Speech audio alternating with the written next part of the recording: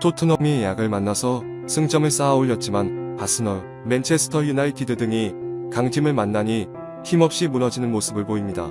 콘테 감독의 전술에 문제인 건지 아니면 선수들이 문제인 것인지에 대한 끊임없는 논쟁이 지속되고 있습니다. 2011-12 시즌 콘테는 유벤투스의 감독에 부임하여 접 시즌 그 위에 머물던 팀을 무패 우승으로 이끌었고 이탈리아 국가대표팀 감독으로서 강팀에 약하다는 이탈리아를 높은 위치까지 끌어올렸습니다. 첼시의 감독으로 부임해 리그 우승을 만들어냈고 16-17 시즌에는 AI에서 FA컵 우승을 했습니다.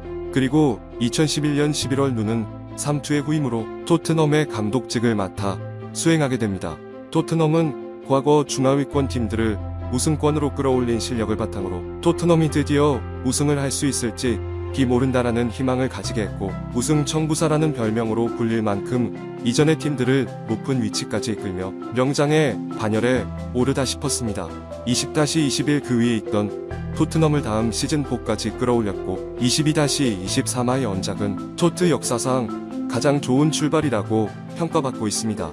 리스터시티 성적은 나름 좋지만 작년 가장 폼이 좋았던 손흥민 선수를 제대로 된 자리에 기용하지 않으며 콘테가 이상해졌다라는 말이 나오기 시작했습니다. 물론 그 중심에는 콘테의 양아들 페르시치가 있었습니다. FA의 애제자를 이번 시즌 영입했고 약속을 하고 거시지는 알 수가 없어 콘테인 페리 사이에 긴밀한 약속이 있었던 것 같은 느낌입니다. 이 그렇지 않고서 젊고 빠른 손흥민 대신 나이가 많이 들어 에이징 커브가 온 윙백을 이렇게까지 꾸준히 기용할 수 없다는 영국 현지 팬들의 반응입니다. 이런 문제들이 꾸준히 제기되자 팀의 가장 뒤에서 전술을 직접 듣고 본 골키퍼 요리스가 참다 못해 한마디를 했습니다. 제가 항상 최후방에서 콘테 감독의 전술을 보고 있으면 이해가 안 되는 부분이 많이 있습니다. 3-4-3 포메이션을 사용하게 되면 리그 윙백이 유기적인 움직임을 통하여서 많은 공격 활로를 창출할 수 있습니다. 물론 공격적인 측면에서 성과가 없었던 것은 아닙니다. 그런데 콘테 감독은 수비를 해야 하는 우리의 입장도 조금은 이해할 필요가 있습니다. 사실 꾸준히 수비에 대한 불만을 가지고 있었지만 아직까지는 그나마 버틸만 했습니다. 상대방이 크게 강한 팀이 없었기에 그럴지도 모르겠습니다.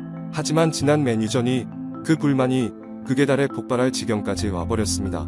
타는 상대방이 5m 앞에서 쏘는 슈팅들을 막아 정신이 하나도 없었습니다. 왼쪽 윙백인 페리치는 상대방 코너라인 옆에 위치하고 자리에는 우리 팀의 가장 강한 공격수의 손흥민이 내려와 수비를 하고 있습니다. 공헌에는 상관이 없지만 윙백이라면 다시 자기 자리를 찾아와야 합니다.